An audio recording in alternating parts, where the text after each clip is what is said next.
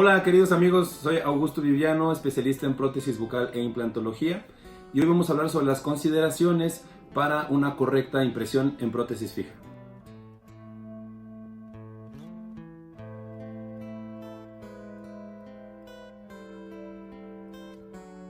Para una adecuada impresión en prótesis fija, lo primero que tenemos que considerar es la selección del material adecuado. Entonces, depende de lo que queremos impresionar, será el material que vamos a elegir. De preferencia, para prótesis fija vamos a buscar utilizar polivinilsiloxano.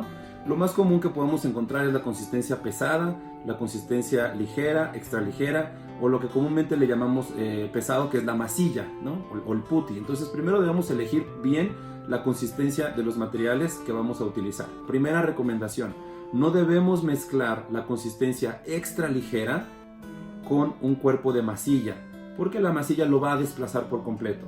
Deberemos ir en ascendencia o descendencia en cuanto a consistencia y a fluidez. Si van a usar una masilla, combinarlo con un cuerpo ligero. Si van a usar extra ligero, combinarlo con un cuerpo pesado. No mezclar la masilla con la extra ligera. Segunda recomendación para obtener una buena impresión: la mejor técnica es la que funciona en sus manos, pero podemos evitar el riesgo de equivocarnos mientras menos pasos realicemos. De allí que podemos encontrar la técnica de un solo paso, en donde inyectamos la ligera y la masilla o la pesada la traemos en la cucharilla y en una sola impresión obtenemos todo. Y la técnica de dos pasos, que podemos hacerle un espacio a la masilla, al cuerpo de la impresión. Lo podemos hacer antes, durante o después. Para tener una adecuada impresión, yo les recomiendo que practiquen cualquiera de las técnicas, pero que funcione mejor en sus manos, y no cometer errores como la sobreimpresión o la doble impresión, cuando hacemos la de dos pasos y recortarle a la masilla con el instrumento para retirar y crear vías de escape, el famoso putty cut. Siguiente recomendación: la mezcla de la consistencia masilla, si es que van a utilizar esa consistencia, que es lo más común, tiene ciertos detalles. Lo más básico, aunque parece muy obvio, pero la recomendación es que siempre estén pendientes de que la cucharita blanca vaya con el bote blanco, que la cucharita naranja va con el bote naranja, la cucharita azul va con el bote azul. Base y catalizador: no debemos mezclar las cucharas dosificadoras, no debemos manipularlo con las manos sucias, evidentemente, no con guantes de látex, y si van a utilizar guantes de nitrilo, pues que los guantes estén limpios también. Pongan unos sobre guantes o cubre guante, o cámbienlo para hacer la mezcla, o que su asistente lave sus manos bien secas y con eso mezclarlo. Dosificar el material en proporciones iguales, base y catalizador. Ya saben, la cucharita que tope en el recipiente y que quede la cuchara al ras y las proporciones sean iguales. Y la mezcla de este material debe ser también cuidadosamente solo con los dedos, hasta obtener una mezcla uniforme y que no tenga vetas. Tratar de evitar la mezcla con las manos o en la mesa. Hay quien hasta le hace así. Si hacemos eso, estamos calentando el material y modificando su tiempo de reacción. ¿Cuánto tiempo vamos a contar? Lo que diga el fabricante. Entonces, siguiente recomendación: leer y evaluar muy bien los tiempos de trabajo que nos ofrece este material. Cada marca, cada casa comercial tiene sus especificaciones, así que recuerden analizar muy bien tiempo de trabajo, tiempo de mezcla, tiempo en boca, tiempo total, ¿ok? Ténganlo muy presente para que su cronómetro empiece a correr en cuanto juntan las dos proporciones. Tengan mucho cuidado, porque en algunas ocasiones, por ejemplo, pasa mucho en las universidades, que en las facultades, nos dispensan el material y nos los dan en una loseta o en una loseta de papel o algo así, y ya nos los dan las dos porciones ya juntas, ya unidas. Y ahí las dejo todo el tiempo mientras estoy trabajando y preparo todo para la impresión, y ya que estoy listo lo empiezo a mezclar. Pero tengan mucho cuidado, porque recuerden, el tiempo de trabajo empieza a correr en el momento que estos dos se unen. Químicamente ahí empieza a correr. Entonces ahí podemos tener algunas fallas para la obtención del positivo o del modelo. Siguiente recomendación: una vez que esperaron el tiempo de trabajo que les dice el cronómetro, su asistente o quien les apoye les va a indicar: ya corrió el tiempo que dice el material, 4 minutos y medio, 5 minutos, 7 minutos, 3 y 40, depende la marca. Debemos apegarnos a esos tiempos. Hay que considerar también la temperatura ambiente. No es lo mismo mis amigos de Mexicali o mis amigos de Toluca. Entonces los tiempos pueden modificarse con la temperatura ambiente, pero en promedio sí apegarnos mucho a lo que nos dice el fabricante. Retirar con cuidado la impresión, lavarla e inmediatamente con nuestra fuente de iluminación y nuestras lupas evaluarlo, en donde tenemos que leer el negativo, que por definición una impresión es eso, es el negativo, de los tejidos duros y tejidos blandos. Y aquí les hago una pregunta: ¿cuánto tiempo creen que podemos tardar en leer o interpretar ese negativo? ¿Cuánto tiempo voy a tardar en leer ese surco gingival, esa preparación, esa línea de terminación? Entonces, si en 3 segundos o en 5 segundos ustedes ven la impresión y le soplan y ya pasaron 10 segundos y le ponen la lámpara y se rascan la cabeza y siguen buscando esa línea de terminación, si no la ven, ¿qué creen? No está. Así que si en 10 segundos no la ven, no hay más nada que tomar de nuevo la impresión. Todavía tenemos esos 4 o 5 minutos que nos dice la literatura que el surco gingival va a mantener su expansión antes de regresar a su sitio y que tengan que volver a colocar el hilo para hacer una expansión mecánica en el surco.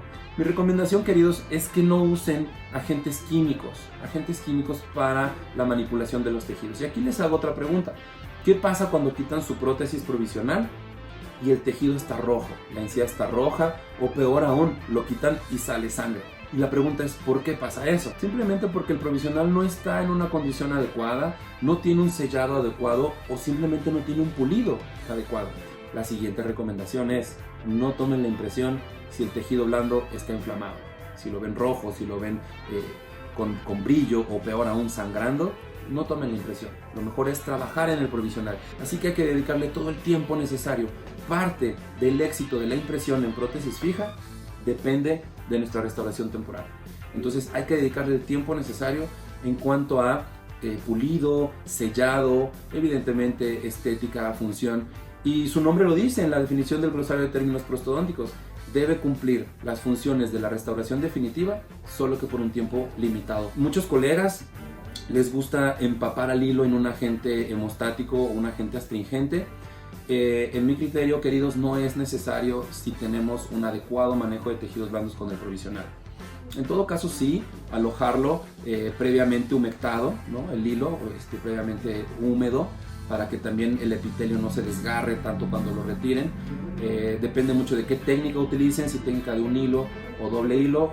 Aquí va la siguiente recomendación: ¿cómo saber que coloqué bien el hilo antes de tomar la impresión?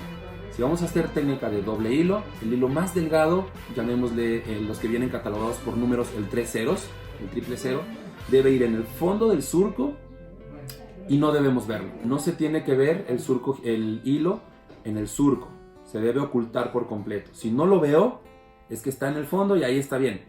Si lo veo, es que no está en el fondo del surco. Recuerden cuánto mide el surco en el espesor biológico. Siguiente recomendación: el hilo más grueso, el que va por arriba, deben observarlo. Entonces van a ver una transición que sea el borde libre de la encía, el hilo y su línea de terminación.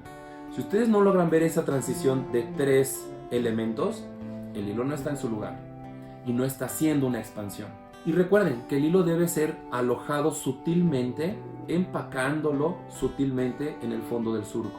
Nunca hagan este tipo de movimientos porque pueden hacer que el tejido sangre. Entonces vamos a alojarlo con mucho cuidado. Y aquí la siguiente recomendación: ¿qué instrumento vamos a utilizar para alojar al hilo dentro del surco? Lo mejor que pueden utilizar es un empacador de hilo retractor o de hilo expansor. Hay diferentes marcas, diferentes modelos. No quisiera darles una marca o un modelo, pero busquen el que tenga la punta más estrecha, más delgadita, más finita. Y en mis manos funciona bien que no tenga la sierrita, que no tenga dientitos. Otra recomendación que les puedo dar es la desinfección que le van a hacer a esa impresión, y si ustedes van a obtener el positivo o si se le van a delegar esa responsabilidad al trabajo de laboratorio. La recomendación es que si tenemos los elementos necesarios para obtener un modelo en condiciones óptimas, obténganlo ustedes. ¿Eso qué es? Mezcladora de vacío, medir el yeso, medir el agua destilada, evidentemente, vibrador, proporciones, espátula exclusivamente para un tipo de yeso y taza exclusivamente para un tipo de yeso, hacerlo de manera uniforme, aplicarle un desburbujeante a la impresión, todo controlado. Si ustedes tienen esas condiciones, los invito a que lo hagan. Pero si no cuentan con eso, que es muy común que en la clínica no tengamos todo eso porque es de laboratorio, mi recomendación es que solamente desinfecten la impresión y lo envíen al laboratorio y que sean ellos quienes hagan todo lo demás, porque ellos son los expertos. De esa manera estaremos evitando cometer errores clínicos que dependen del trabajo de laboratorio. Espero que haya sido de utilidad estas recomendaciones para la manipulación de materiales de impresión en prótesis fija. Soy Augusto Viviano, especialista en prótesis bucal e implantología, y recuerden que somos arte y ciencia odontológica. Éxito siempre.